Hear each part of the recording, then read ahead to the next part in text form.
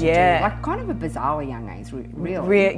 Yeah. I mean, from about, I think the age of 12, Mum remembers me saying that I was going to be a journalist. And I remember going back one school holidays and ran into my year 8 English teacher, Mr. Roberts, who was like, you know, he's got like that one teacher that just really shaped you and put you on sort of a bit of a path. That was Mr. Roberts for me. And his wife was the art teacher, and he was really quirky, really quirky, and he just had this love of language and English that I just, you know, soak it all up. And I remember saying to him, like, I'm gonna write books, and he reminded me on a school holiday, like when I was back from like a uni break or something. He said, I still remember, you know, you in year 7, I think it was.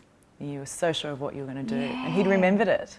And was 60 Minutes always your ultimate too? Is that where you were like, that's where I want to get? Yeah, once I got into journalism, yeah, absolutely. Wow. You know, how cool were you there? Do you sometimes go, I fucking done it? I know. Well, yeah, and I remember when I did an interview with the Daily Telegraph when I was appointed as a 60 Minutes reporter, and they said like, what do you want to do next? And I went like, what do you mean, what next? This is the only thing I've ever wanted to do. Like 60 for me was it. It's like, I don't have to like totally reshape life goals now because to work out what comes next. And because you kind of got there very young. Was it you were the youngest, or was Yana? Yana was the youngest. And then you were I was 30. I was 30 when I joined. Far out. But it was just, I don't know about you, but it's a show that I grew up watching. And totally. It was one of the few shows we're allowed to watch at home. Yeah.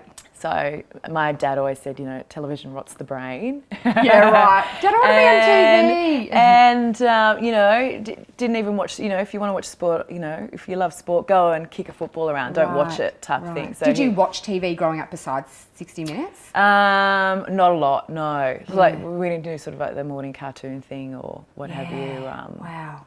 We didn't do that. But no, but 60 Minutes was one of the shows that we did or sit down and watch at night. And, you know, I still remember, you know, George and Yana and Ian and Jeff. And the stories weren't as heavy then either. I think it was more family viewing back then because didn't seem, because now everything is so accessible as well. Yeah. The story, because I remember watching it as a kid too. I couldn't let my boys watch it now though. Do you know what I mean? I guess it depends what's on. Yeah, exactly. Depending on what stories, but some of them, you know, back then I felt like it just felt like it was a lot simpler back then, don't you reckon? Life was simple. Yes. Life was really, really simple. I wish we could go back to that, almost like, you know, like pre-technology. Yeah, I know. I sometimes feel it too because it rules my life big time. Like it has me by the balls.